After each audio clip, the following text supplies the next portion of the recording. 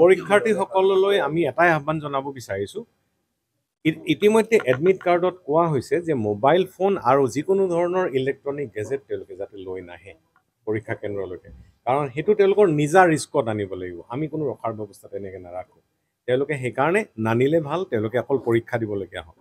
পথ নিৰ্দেশনা আমি বিভিন্ন ঠাইত দি দিছোঁ আমাৰ কণ্ট্ৰল ৰুম খোলা আছে DDM আমাৰ কণ্ট্ৰল ৰুম ইয়াত গোটেই 24 ঘণ্টা থাকে সেই নম্বৰ আমি শ্বেয়াৰ কৰি দিছোঁ নম্বৰবিলাক চেণ্টাৰ ইনচাৰ্জক দিয়া আছে আৰু নম্বৰবিলাক আমি ছ'চিয়েল মিডিয়াত আমাৰ পেজবিলাকত আমি নম্বৰবিলাক দিছোঁ যে এইটো নম্বৰ কাৰোবাৰ যদি কিবা অসুবিধা থাকে তেতিয়াহ'লে সেই নম্বৰত ডায়েল কৰিলে আমাৰ ইয়াতে কৰ্মচাৰী তাত থাকিব সষ্টম থাকিব তেওঁলোকক আমি প্ৰপাৰলি গাইড কৰি দিব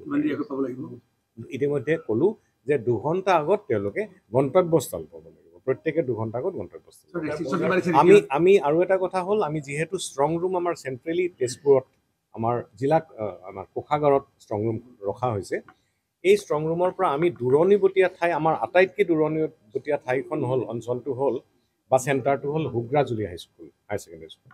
হুগ্ৰাজুলিলৈ আমাৰ ইয়াৰ পৰা প্ৰায় 1 ঘণ্টাৰ ওপৰত লাগিব 65 কিলোমিটাৰ তাত বাদে আৰু বাকীখিনি ওচৰত গতিকে আমি দূৰণিবতীয়া ঠাইখিনিক আমি সোনকালে প্ৰায় ৰাতি 2টা বজাৰ পৰা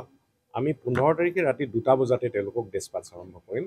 আৰু ওচৰৰখিনি আমি অকণমান পলম তেওঁলোকৰ কাৰণে আমি টাইম স্লট এটা ধৰি দিছোঁ কোনে কিমান সময়ত আহিব যাতে আমি সকলোকে অন্ততঃ 3 ঘণ্টা আগতে আমি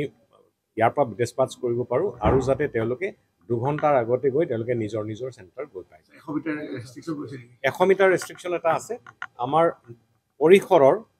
সেই পৰিসৰৰ 100 মিটাৰৰ ভিতৰত পৰীক্ষাৰ্থী বা পৰীক্ষাৰ লগত নিয়োজিত ব্যক্তিসকলক বাদ দি আন লোকৰ প্ৰৱেশ নিষেধ কৰা আছে তেওঁলোকে ভিতৰতো সোমাব নোৱাৰিব আৰু 100 মিটাৰৰ ভিতৰতে তেওঁলোকে অৱস্থান কৰিব লাগিব